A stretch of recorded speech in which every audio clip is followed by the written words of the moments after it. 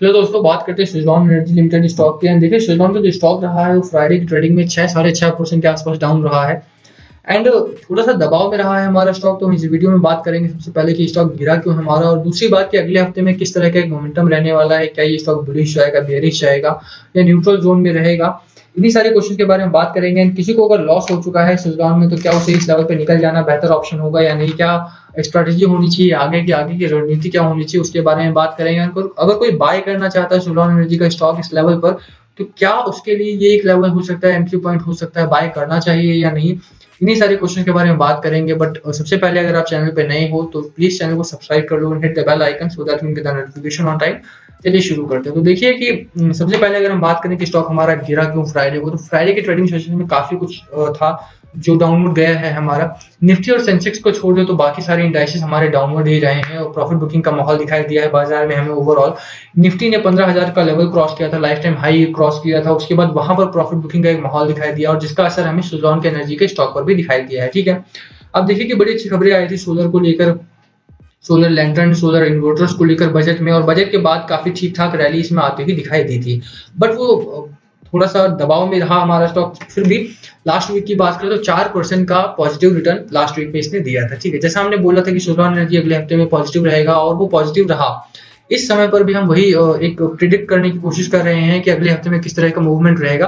But अभी बात करें तो आप देखिए फ्राइडे को थोड़ा सा दबाव में, बाजार पूरा ओवरऑल दबाव में रहा है। अगर इंडिया विक्स की बात करें, आप देखिए कि इंडिया विक्स हमारा एक ऐसा इंडिकेटर है, अगर ये पॉजिटिव रहता है तो मार्केट दबाव में दिखाई देगा आपको, और अगर ये नेगेटिव रहेगा तो बाजार हमें पॉजिटिव दिखाई देता है। ठीक है, इंडिया विक्स एक इंडिकेटर है और यहाँ से आप देखिए कि ये फ्राइडे को पॉजिटिव में था और मार्केट हमारा पूरा का पूरा दबाव में था। ये डर को बताता है, अगर हमारा डर का माहौल बाजार में है तो वहां पर बिकवाली का माहौल बनेगा और वहां से मार्केट डाउन जाएगा। अगर ये पॉजिटिव है यानी डर ज्यादा है हमारा, और डर का ही माहौल था फ्राइडे की ट्रेडिंग में भी।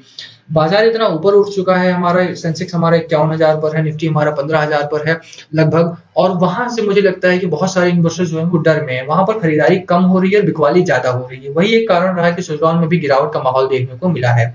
आप देखिए कि निफ्टी एनर्जी में भी ओवरऑल गिरावट हुई है, टाटा पावर में भी गिरावट हुई है। आप ये ना समझें कि सिर्फ सुज़लॉन क्योंकि पैनी स्टॉक है, छोटा स्टॉक है और ऑपरेटर्स का हाथ है इसलिए गिरावट हुई है। आप टाटा पावर को भी देखेंगे तो वहां पर भी गिरावट का माहौल देखने को मिला था, और वहां पर उस स्टॉक ने भी बजट की रैली में पार्टिसिपेट किया था। 75 का वो स्टॉक था और 90 तक गया वो बजट की रैली के दौरान, और वहां से भी स्टॉक अब वहां पर गिरावट का माहौल देखने को मिला फ्राइडे को। तो सुज़लॉन एक अकेला स्टॉक नहीं जहां पे गिरावट हुआ। निफ्टी एनर्जी का पूरा इंडेक्स आप देखेंगे तो 0.27% के आसपास डाउन रहा है हमारा।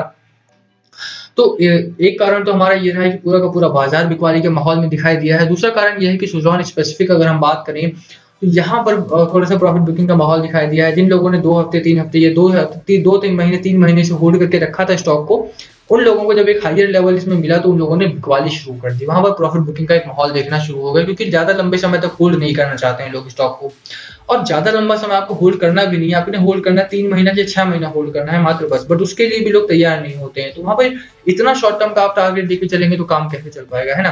तो इस समय पर अगर हम बात करें तो सुज़लॉन का आपको 3 से 6 महीना आपको होल्ड करना पड़ सकता है। बट सुज़लॉन का जो स्टॉक है हमारा वो बेहतरीन स्टॉक है और आपको यहाँ पर अच्छा खासा रिटर्न आता हुआ दिखाई देगा। नेक्स्ट वीक की बात करें तो नेक्स्ट वीक आप देखिए कि यहाँ पर 1 फरवरी को लगभग इंट्राडे नहीं था, अब इंट्राडे स्टार्ट हो चुका है हमारा इसमें।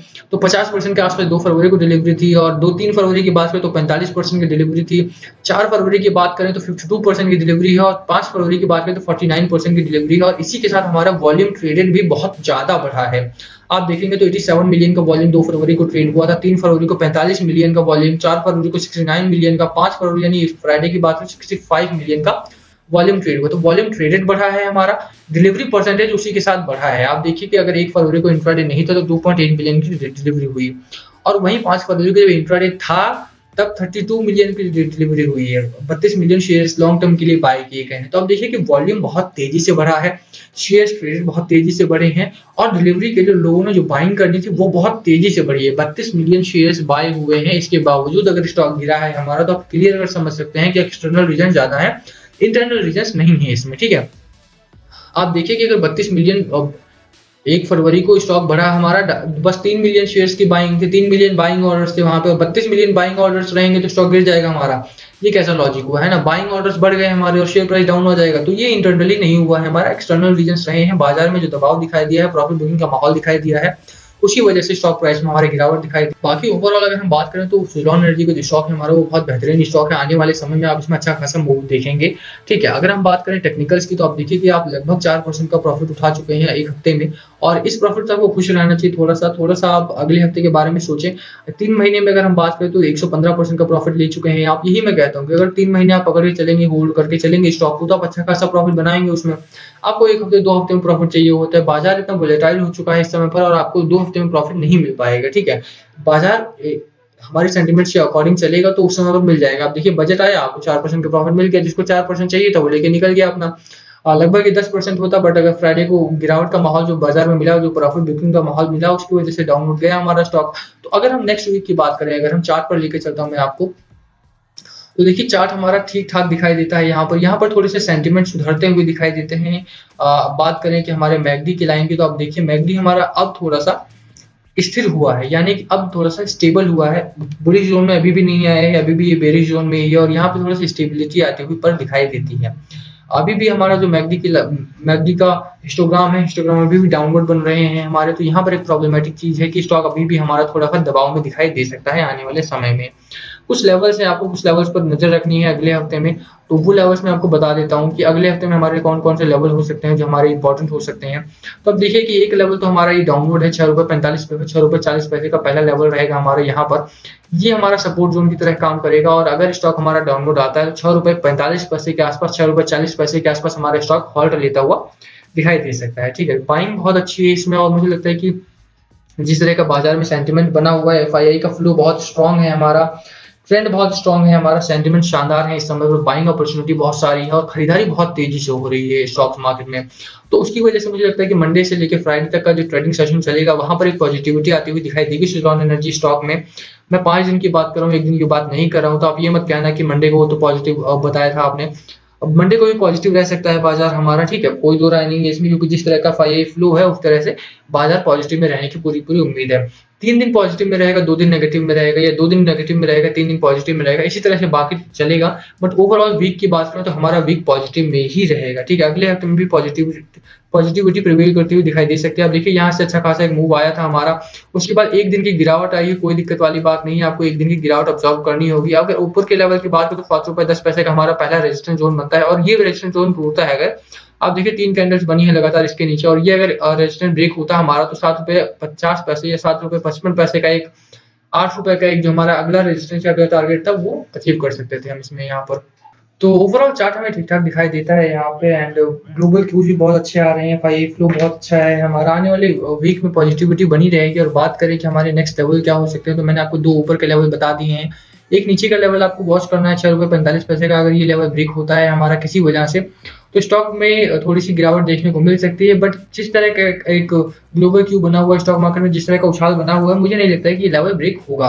तो दोनों लेवल आपको ऊपर के वॉच करने हैं, एक लेवल नीचे का वॉच करना है। आप देखिए कि यहाँ पे जो हमारा मैकडी की लाइन है, वहाँ पर बेयरिश मूवमेंट अभी भी बना हुआ है, एक बेयरिश क्रॉसओवर आ रहा है अभी, बट जो लाइन स्टेबल हो गई है, मुझे लगता है यहाँ से आने वाले दिनों में 2-3 ट्रेडिंग सेशंस लेकर ये ऊपर की तरफ निकलेगा। तो आपको घबराना नहीं है बिल्कुल भी, आपने बाइंग कर रखी है इस स्टॉक में तो आपने होल्ड करके रखना है।